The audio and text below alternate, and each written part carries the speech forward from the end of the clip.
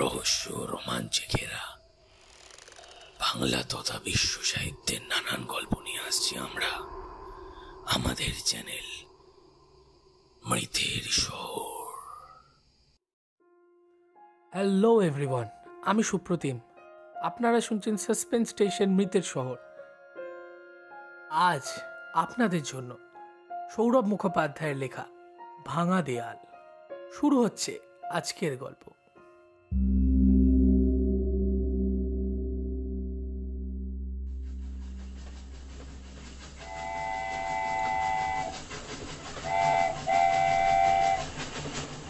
ঝিকঝিক করতে করতে ট্রেনটা যখন লাইনের বাঁকে মিলিয়ে গেল, তখনও সোমেশবাবু প্ল্যাটফর্মে চুপচাপ দাঁড়িয়ে। দ্বিতীয় কামরা থেকে দুখানা সুটকেস নিয়ে সেই যে নেমেছেন, আর নড়েননি সেখান থেকে। দু হাতে সুটকেস দুটো এখনো তেমনই ধরা, যেন একটা ঘোরের মধ্যে দাঁড়িয়ে রয়েছেন। চোখে পলক পড়ছে না, শ্বাস নিতেও ভুলে গিয়েছেন বুঝি।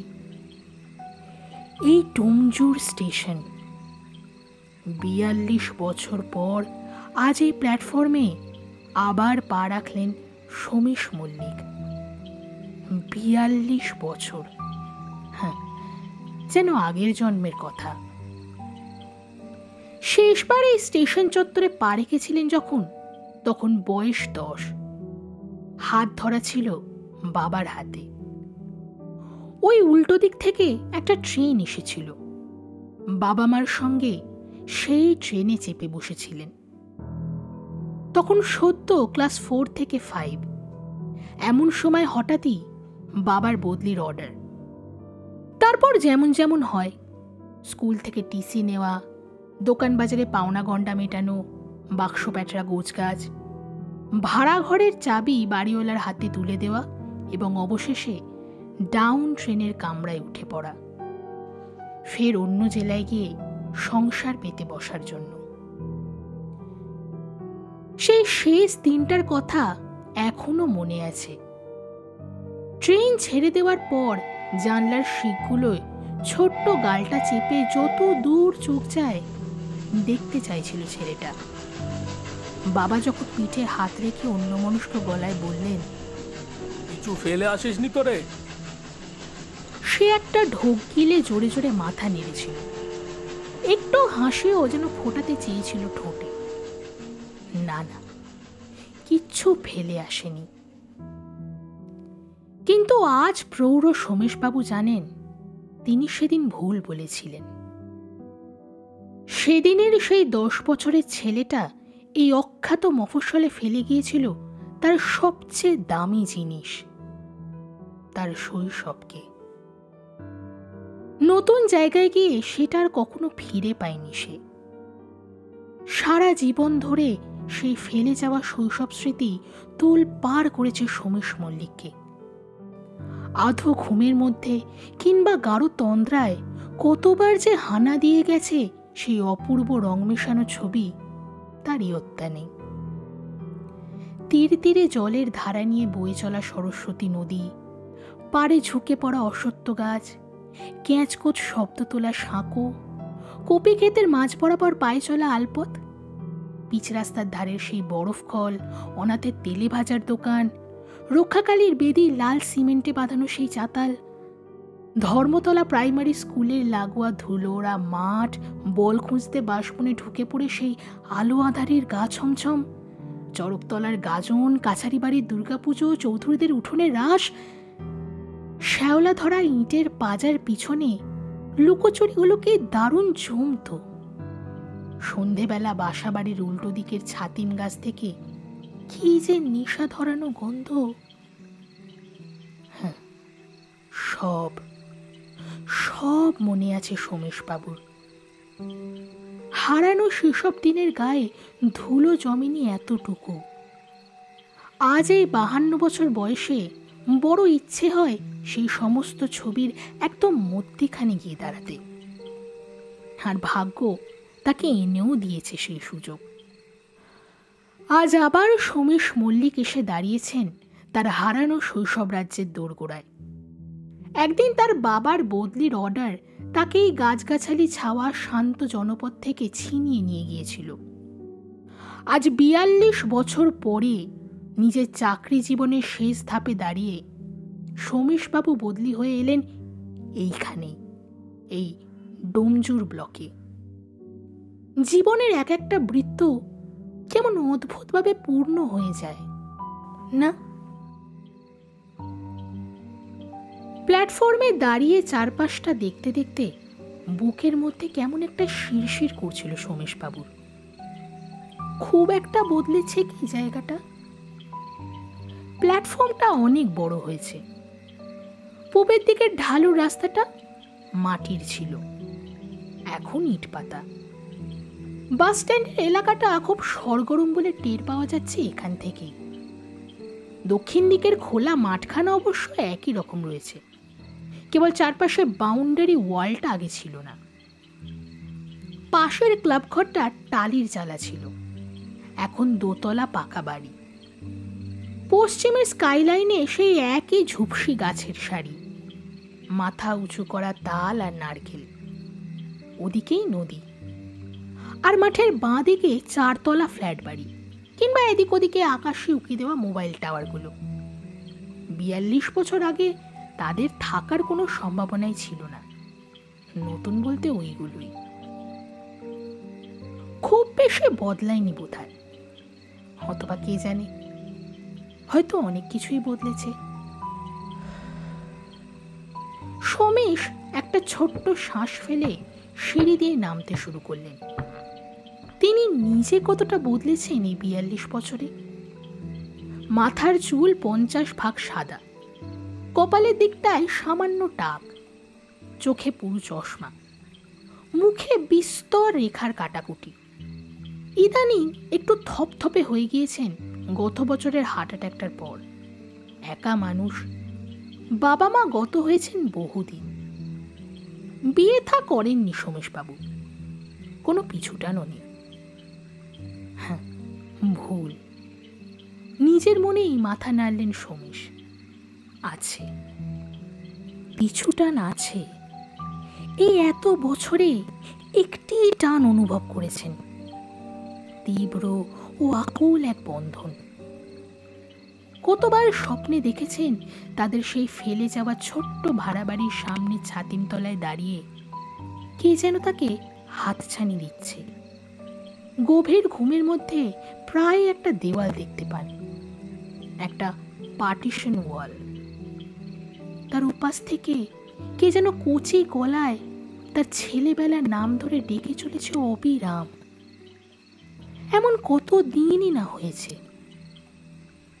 কিন্তু আজ আর স্বপ্নের মধ্যে নয়। সোমেশবাবু সত্যি সত্যি ছুঁয়ে দেখবেন। কে জানে সেই ছোট্ট একতলা বাড়ি, সেই ছাতিম গাছ এখনো তার জন্য অপেক্ষা করে আছে কিনা। অফিসে জয়েন করে কোয়ার্টার্স দেখতে গেলেন সোমেশবাবু। বেশি দিন আগেকার নয়, সদ্যই তৈরি হয়েছে ঘরগুলো। বেশ ছিমছাম, পছন্দসই হলো। অফিস থেকে একজন সর্বক্ষণের বেয়ারা দেয়া হয়েছে সোমেশবাবুকে। চটপটে কাজের লোকটি, নাম সুখলাল। দ্রুত গুছিয়ে গাছিয়ে দিল ঘরখানা। তারপর খুব অল্প সময়ের মধ্যেই চমৎকার মাছের ঝোল আর ভাত রেঁধে আনলো। ভারী আন্তরিক ব্যবহার। খেতে খেতে তৃপ্ত গলায় সোমেশবাবু জিজ্ঞেস করলেন, শুক্লাল, ধর্মতলার স্কুলটা আছে তো এখনো? মানে খুব আছে, আমার 2 ছেলেই তো পড়ে ওখানে। আচ্ছা, ওই স্কুলটার 2-4টে বাড়ি পরে একটা হলুদ রঙের একতলা বাড়ি দেখেছো কি? সামনে একটা ছাতিম গাছ আছে। একটু চিন্তা করে শুক্লাল বলে ওঠে, ছাতিম গাছের উল্টো দিকে? হ্যাঁ হ্যাঁ, একটা ভাঙা পোড়ো বাড়ি আছে বটে, ওই একতলায়। তবে হলুদ রঙের কিনা সে বলা ভারী মুশকিল। কিন্তু আপনি কি করে এত সব জানলেন বাবু? এখানে কি এসেছিলেন আগে কোনো দিন? উত্তরটা দিতে একটু দেরি হয় সোমেশের। এক গড়াস ভাত হাতে নিয়ে হঠাৎই যেন অন্যমনস্ক হয়ে পড়েন। অনেকক্ষণ পর আস্তে আস্তে বলেন, হ্যাঁ, সে অনেক দিন আগের কথা। বিকেল গড়িয়ে সন্ধে নামবো। সোমেশবাবু পুরো বাড়িটার সামনে এসে দাঁড়ালেন। বুকের মধ্যে যেন একটা ঢেউ ফুলে উঠছে, কি বলি। এই 42 বছরে অনেক কিছু পাল্টে গিয়েছে এই এলাকার। রূপছবি সিনেমা হলের চারপাশটা তো চেনাই যায় না। এসটিডি বুথ, কেক পেস্ট্রির দোকান, মোবাইল আউটলেট। ধর্মতলা স্কুলের রাস্তাটায় লাল সুরকি পড়েছে সদ্য। ছেলেবেলায় যে জমিগুলো ঝোপ জঙ্গলে ভরা দেখেছিলেন সোমেশ, এখন সেসব জায়গায় বাহারি বারান্দাওয়ালা একতলা দোতলা বাড়ি। ফাঁকা জমি প্রায় নেই বললেই চলে। সোমেশবাবু ধীর পায়ে স্কুলটা পেরিয়ে ছাতিমতলায় গিয়ে দাঁড়ালেন। এত পরিবর্তনের মধ্যে ছোট্ট একতলা বাড়িটা যে এখনো রয়ে গিয়েছে, সেটাই আশ্চর্য। এসব জায়গায় এরকম পোড়ো বাড়ি তো এতদিন পরে থাকার কথা নয়। প্রমোটারেরা হাত বাড়িয়েই রয়েছে। কি করে যে ওদের নজর এড়িয়ে টিকে গেল বন জঙ্গলে ঢাকায় ধ্বংসন্মুখ বাড়িটা, কে জানে। কিছুক্ষণ অপলকে বাড়িটার দিকে তাকিয়ে রইলেন সোমেশবাবু।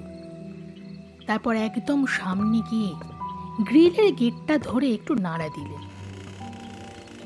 একটা তালা লাগানো রয়েছে বটে, কিন্তু মরচে ধরে সেটার আর কোনো শক্তি অবশিষ্ট নেই। একটা টান লাগলেই খুলে আসবে। সোমেশ তালাটার দিকে হাত বাড়িয়েছেন, এমন সময় পিছন থেকে একটা গলা ভেসে এলো। ও দাদা, ভর সন্ধ্যেবেলায় বাড়ির সামনে কি করছেন গো? একটু দরকার আছে। ভুরু কুঁচকে উত্তর দিলেন সোমেশ। কেন, কিছু অসুবিধা আছে তোমার? আমার কি অসুবিধে? এটা নতুন, তাই জানেন না কিছু। অসুবিধা আমার নয়, অসুবিধা আপনারই। হানা বাড়ির কাছে সন্ধ্যেবেলা আসে না কেউ। কেন, কি ব্যাপার? আর ব্যাপার, 30-40 বছর ধরে বাড়িতে ফাঁকা পড়ে আছে, বুঝলেন। মালিক থাকে অন্য জায়গায়, আর এই বাড়িতে ভাড়াটে বসিয়ে রেখেছিল সে। তারপর কি হলো জানে? রাত বিরেতে সব নানা রকম কাণ্ড ঘটে। বলে নাকি বাচ্চার ছেলের কান্না শোনা যায়, আবার নাকি দেয়ালে করা যেন ধাক্কা মারছে রাত্রিবেলা। একটা নতুন দেওয়াল নাকি উড়মুড়িয়ে ভেঙে পড়ে গেছিল হঠাৎ একদিন। তারপর থেকে আর কেউ টিকতে পারেনি জানেন। এইরকম রোটে আছে বহুকাল ধরে। ও চেষ্টা করেও খদ্দের জোটাতে পারেননি মালিক, হাল ছেড়ে তাই চলে গিয়েছেন। তাই বলছি সন্ধ্যেবেলাও বাড়ি থেকে দূরেই থাকুন। বিড়বিড় করে বকতে বকতে শেষ পর্যন্ত চলে গেল লোকটা। এই বাড়িতে তার ভয় পাওয়ার মতো কিছু থাকতেই পারে না। গ্রিলটা ঠেলতেই ক্যাচ করে শব্দ হলো। জঙ্গলে লতা জড়িয়ে রয়েছে, সেগুলোকে পটপট করে ছিঁড়ে ফেললেন সোমেশবাবু। একটা গিরগিটি তড়াক করে লাফিয়ে সরে গেল। ভিতরটা অন্ধকার, শুধু পশ্চিমের একটা জানলার পাল্লা ভেঙে গিয়েছে। সেইখান দিয়ে অস্ত সূর্যের ম্লান আভা এসে পড়েছে ভিতরের বারান্দায়। সরসর করে কি যেন একটা চলে গেল মেঝের উপর দিয়ে। সাপ নাকি? না, সোমেশবাবুর ভয় করল না তেমন। আধো অন্ধকারে চোখ সইয়ে তিনি এগিয়ে গেলেন কয়েক পা। ভিতরে দালানটার মাঝ বরাবর একটা দেওয়াল, 3 ইঞ্চি গাঁথনির পার্টিশন। ভালো করে তাকিয়ে সোমেশ দেখলেন অর্ধেকটা দেওয়াল ভেঙে পড়েছে উপর থেকে। শুধু বুক সমান গাঁথনি দাঁড়িয়ে রয়েছে, বাকি অংশটা মুখ থুবড়ে পড়েছে মেঝেতে। ইঁটগুলো ছড়িয়ে ছত্রাকার। দেওয়ালের ওপাশে আধখানা দালান জুড়ে নিকষ কালো অন্ধকার ঘাপটি মেরে আছে। দৃষ্টি চলে না তার ওপারে। আরো একটু এগিয়ে গেলেন সোমেশবাবু। মুখে চোখে মাকড়সার জাল জড়িয়ে যাচ্ছে। তার গলার কাছে একটা রুদ্ধ কান্নার দলা ধাক্কা মারছে। ভাঙা দেওয়ালটায় হাত রাখতে ইচ্ছা হচ্ছে খুব। সোমেশ টের পেলেন জ্বালা করে উঠছে চোখ দুটো। সেই ছলছলে চোখেই নির্নিমেষ হয়ে তাকিয়ে থাকেন পার্টিশন দেওয়ালটার দিকে। তারপর আলতো করে স্পর্শ করেন সেটাকে। কাঁপা কাঁপা গলায় বলেন, দেখ, ভুলিনি রে হিমাংশু, মনে রেখেছি সব। 8 বছরের হিমাংশু বলেছিল 10 বছরের সোমেশকে, আমরা বড় হয়ে এই দেওয়ালটা ভেঙে দেব, বুঝলি? ভারী মায়াবী টুলটুলে মুখখানা ছিল হিমাংশু। সোমেশের সর্বক্ষণের সঙ্গী ছিল সে। পাশাপাশি দুখানা ঘরে ভাড়া থাকতো দুটো পরিবার। আলাদা পরিবার বলে যেন কোনো বোধই ছিল না। 2 শিশু ছিল যাকে বলে অভিন্ন হৃদয়।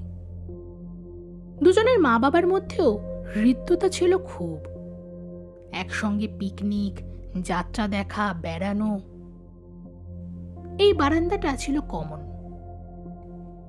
এপাশ থেকে ওপাশ লাফঝাপ দৌড়াদৌড়ি করে বেড়াতো 2 খুদেতে মিলে। কে বিরাট মনে হতো তখন প্যাসেজটা। হিমাংশু ব্যাডমিন্টন খেলতে ভালোবাসত খুব। এই লম্বা দালানেই দারুণ জমতো র্যালিগুলো। ছোট্ট সোমেশের সারাটা দিন হিমাংশুর সঙ্গেই কাটত। একসঙ্গে স্কুলে যাওয়া, বিকেলে একসঙ্গে খেলা, সন্ধে পাশাপাশি মাদুরে বসে পড়া। কোনোদিন এর মা পড়া দেখিয়ে দিতেন, তো কোনোদিন ওর মা। ছুটির দিনে এই দালানেই একসঙ্গে বসে খায় সকলে। এর হেসেলে চিকেন কারি আর ওর রান্নাঘরের মাছের কালিয়া ভাগাভাগি হয়ে যায় দিব্যি। স্বপ্নের মতো দিন সেসব। তারপর কি যে হলো, কোনো একটা তুচ্ছ কারণে মনোমালিন্য হয়ে গেল বড়দের মধ্যে। কি সে কারণ 2 খুদের কেউই জানতে পারেনি। কিন্তু একদিন দেখতে পেল বড়দের মধ্যে কথা বন্ধ। তারপর একদিন বিশ্রী ঝগড়াঝাটি। ক্রমে ক্রমে ঝগড়ার মাত্রা বাড়তে লাগলো। মুখ দেখা দেখি পর্যন্ত রইল না আর। ছোট্ট দুজন কিন্তু জটিলতার মধ্যে ঢুকতে চাইছিল না। ব্যাপার স্যাপার দেখে তারা দুঃখিত হলো খুব, কিন্তু তাদের ভাব অটুট রইল। তাদের বাবা মায়েরা আর পরস্পরের সঙ্গে কথা বলেন না। কিন্তু কমন বারান্দায় তারা দুজন লাফঝাপ করে বেড়াতে চায় আগের মতোই। শুধু মাঝে মধ্যে দুজনের বাবা মা যখন চাপা গলায় ধমক দিয়ে ডাকেন, ওদিকে খেলতে যাবি না একদম, তখন ভারী রাগ হয়। বড়দের মন কষাকষির মধ্যে তাদের টানা কেন? তারা তো পরস্পরকে কথা দিয়ে রেখেছে কখনো ঝগড়া করবে না। তারপর একদিন বাড়িওয়ালা 2 ভাড়াটেকে নিয়ে মিটিংয়ে বসলেন। সেখানে কি আলোচনা হলো 2টি ছেলের কেউই জানতে পারল না। শুধু একদিন সকালে তারা দেখল রাজমিস্ত্রিরা এসে দালানের মাঝ বরাবর একটা পাঁচিল গাঁথতে বসে গিয়েছে। খাড়া খাড়া ইট বসিয়ে বিকেল বেলাতেই বুক সমান গাঁথা শেষ হয়ে গেল। শুকনো মুখে সেই দিন সন্ধেবেলায় শেষবার ব্যাডমিন্টন খেলেছিল 2 বন্ধুতে। দেওয়ালে 2 ধারে 2 জন। গাঁথনিটাকে নেট ধরে নেওয়া হয়েছিল। শেষ পর্যন্ত ফ্যাকাশে হেসে সোমেশ বলেছিলেন, কাল পুরোটা গাঁথা হয়ে যাবে, আর খেলা হবে না রে কোনোদিনও। হিমাংশু একটু চুপ করে থেকে চোয়াল শক্ত করে বলেছিল, বড় হয়ে আমরা দুজনে মিলে ঠিক এই দেওয়ালটা ভেঙে ফেলব। তার 2 দিন পরেই হিমাংশুর অসুখ করল খুব। দেয়ালের এপার থেকে স্পষ্ট বোঝা যেত না, কিন্তু ডাক্তার বুদ্ধির আনাগোনা ঠিক টের পাওয়া যেত। আর স্কুলেও যায় না হিমাংশু। তারপর একদিন ওপাশে সব চুপচাপ। খোঁজ নিয়ে জানা গেল এখানকার ডাক্তাররা পরামর্শ দিয়েছেন দক্ষিণ ভারতে নিয়ে গিয়ে চিকিৎসা করাতে। তাই বাড়ি তালা বন্ধ রেখে হিমাংশুর বাবা মা রুগ্ন ছেলেকে নিয়ে ভেলোর চলে গিয়েছেন। 2 সপ্তাহ 3 সপ্তাহ কেটে গেল, কিন্তু ওরা আর ফিরল না। কেউ কোনো খবরও দিতে পারল না। আর এর মধ্যেই আচমকা সোমেশের বাবা ট্রান্সফার অর্ডারটাও চলে এলো। এদিকেও তালা পড়ে গেল। সেই 42 বছর আগের কথা, সেই শেষ দেখা। তারপর আর কোনো সন্ধান নেই। দক্ষিণ ভারত থেকে কবে ফিরেছিল হিমাংশু, এখন কোথায় আছে, কিছুই জানে না সোমেশ। শুধু এই 42টা বছর ধরে একটা কচি গলা তাকে ডেকেছে অবিশ্রাম। 2 ছোট্ট হাত ক্রমাগত হাতছানি দিয়েছে। আর স্বপ্নে ভেসে উঠেছে এই পার্টিশন দেওয়ালটা। কথা ছিল একদিন এই পাঁচিলটা ভেঙে ফেলবেন তারা দুজনে মিলে।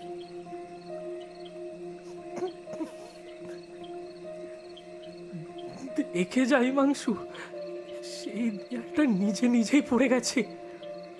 অস্ফুটে বলতে গিয়ে গলা ধরে এলো সোমেশ বাবুর। কোথায় রয়েছে এখন হিমাংশু? কেমন দেখতে হয়েছে? হয়তো মস্ত লোক হয়েছে, নিশ্চয়ই দারুণ ব্যস্ত। এই অখ্যাত জনপদের শৈশব স্মৃতি ধুয়ে মুছে সাফ হয়ে গিয়েছে সব। হিমাংশু হয়তো ভুলেই গিয়েছে এই দেওয়ালটার কথা। কতক্ষণ যে চুপ করে দাঁড়িয়েছিলেন সোমেশ নিজেই বুঝতে পারেননি। তারপর যখন সম্বিত ফিরল, একটা দীর্ঘশ্বাস ফেলে পিছন দিকে ফিরলেন। হঠাৎ সেই পশ্চিম জানলা দিয়ে আসা মৃদু আলোয় তার চোখে পড়ল দেওয়ালে পেরেক ঝোলানো ঝুল মাখা একটা ছোট্ট ব্যাডমিন্টনের র্যাকেট। হ্যাঁ, এটা তো তারই ছেলেবেলাকার জিনিস। কয়েকটা তারের সুতো ছিঁড়ে গিয়েছিল, তাই যাওয়ার সময় আর সঙ্গে নেননি। এখনো দেখো কেমন ঝুলছে পেরেকে। হাত বাড়িয়ে র্যাকেটটা পেরে নিলেন সোমেশ বাবু। ঝরঝর করে কফটা জল পড়ল চোখ দিয়ে। ছোট্ট মায়াবী মুখখানা ভেসে উঠছে মনের মধ্যে। 42 বছর আগে অর্ধেক গাঁথা পাঁচিলের এপার ওপার থেকে সেই যে শেষবারের মতো ব্যাডমিন্টন খেলেছিলেন তারা দুজনে, সেই স্মৃতিটা নড়ে চড়ে উঠল। এই র্যাকেটটা সঙ্গে নিয়ে যাবেন ঠিক করলেন সোমেশ। ছেলেবেলার এই একটাই চিহ্ন। বাইরে অন্ধকার নেমে আসছে। বেরিয়ে আসবেন বলে পেছন ফিরেছেন সোমেশবাবু, এমন সময় ছুপ করে কি একটা যেন পিঠে এসে পড়ল। চমকে উঠলেন উনি। বাদুর টাদুর নাকি? লাফিয়ে সরে গেলেন 2 পা। তারপর মাটিতে ঝুঁকে যে জিনিসটা দেখতে পেলেন, সেটা তার হৃদস্পন্দন থামিয়ে দিল কয়েক সেকেন্ডের জন্য। একটা ব্যাডমিন্টনের কক। ফেদারগুলো এখনো পরিষ্কার, ধুলো ময়লা নেই এতটুকু। এরকম পরিত্যক্ত জনমানব শূন্য বাড়িতে এত চকচকে কক পড়ে থাকার তো কথা নয়, ছিলও না এই 1 মিনিট আগে পর্যন্ত। কোথা থেকে এসে তার পিঠে পড়ল সেটা? ভাবনাটা শেষ হতে না হতেই উত্তরটাও মনের মধ্যে পেয়ে গেলেন সোমেশবাবু। এটাই উত্তর হতে পারে এই প্রশ্নের। ককটা এসেছে ভাঙা দেওয়ালের ওপার থেকে। ওই যে যেখানটায় গাঢ় নিঃশব্দ অন্ধকার জমাট বেঁধে রয়েছে, ওই দিক থেকে তার উদ্দেশ্যে পাঠিয়ে দিয়েছে কেউ। অন্ধকারটার দিকে স্থির চোখে তাকিয়ে একটা নিশ্চল মূর্তির মতো দাঁড়িয়ে রইলেন সোমেশবাবু। কি যে ভাবছেন নিজেরই জানা নেই, শুধু বুকের মধ্যে আশ্চর্য একটা শিরশিরানি, আর চোখ দুটো ঝাপসা। তবু পলক ফেলছেন না, দেখছেন শুধু। না, কেউ নেই দেওয়ালের ওখানে, কিচ্ছু নেই, শুধু চাপ চাপ নিঝুম অন্ধকার। মুহূর্তের পর মুহূর্ত চলে যায়। সোমেশ দাঁড়িয়ে থাকেন, এক হাতে র্যাকেট, অন্য হাতে কক। ভাবনার ঘূর্ণিতে তোলপাড়, যেন একটা কিছু ঘটবে এক্ষুনি, তারই জন্য অপেক্ষা। তারপর হঠাৎই নড়ে চড়ে ওঠেন সোমেশবাবু। ককটা তুলে ধরে সপাটে একটা সার্ভ করেন দেওয়ালের ওপারের অন্ধকারটাকে লক্ষ্য করে। ওপাশেও প্রিং করে একটা মৃদু আওয়াজ, যেন অদৃশ্য কোনো র্যাকেটের তারে আছড়ে পড়ল ফেদারটা। আর সঙ্গে সঙ্গেই সাঁ করে ফেরত চলে এলো এপাশের কোটে। না, ভয় পেলেন না সোমেশ, এতটুকুও না। অবাকও হলেন না, বরং একটা ক্ষীণ হাসি তার ঠোঁটে ফুটে উঠল, যেন প্রত্যাশা পূরণের হাসি যেমন হয়। এতক্ষণে বুঝি তিনি ধরতে পেরেছেন সব। র্যাকেট শক্ত মুঠিতে ধরে ফের তিনি উড়ন্ত ককটার গায়ে সপাটে চাঁটা লাগালেন। চকিতে অন্ধকারের দিকে ছুটে গেল সেটা। আবার সেই প্রিং শব্দ, ফেরত আসছে কক। র্যাকেট হাতে সোমেশ লাফালেন আবার। তিনি প্রস্তুত ছিলেন। র্যালি জমে উঠছে। দেওয়ালের ওপাশে গাঢ় অন্ধকারে অদেখা প্রতিপক্ষ, এদিকে 52 বছরের সোমেশ। কত যুগ পর এই দালানে আবার পুরনো খেলা। কে বলবে সোমেশবাবুর 52 বছর বয়স, গত বছর হার্ট অ্যাটাক হয়ে গিয়েছে। ক্ষিপ্র গতিতে দৌড়ে বেড়াচ্ছেন আধখানা দালান জুড়ে, হাঁফাচ্ছেন, দরদরিয়ে ঘাম ঝরছে কপাল বেয়ে। তবুও একটাও পয়েন্ট খোয়াতে রাজি নন। নেশা লেগে গিয়েছে যেন। বেশি ছোটাছুটি পরিশ্রম করতে নিষেধ আছে ডাক্তারি, কিন্তু এখন আর কে মানে সে বারণ। অন্ধকার থেকে সাঁই সাঁই করে এক একখানা মোক্ষম রিটার্ন চলে আসছে। দাঁতে দাঁত চেপে সেগুলোকে আবার দেওয়াল পার করে দিচ্ছেন সোমেশবাবু। 71 কেজির শরীরটা যেন ক্রমশ সেই 10 বছরের নির্ভার ছটফটানি ফিরে পাচ্ছে। কি যে হালকা লাগছে বুকের ভেতরটা, যেন হাওয়ায় উড়ে বেড়াচ্ছেন, এতটা ফুরফুরে। খেলা চলছে তো চলছেই, এই খেলার বুঝি শেষ নেই।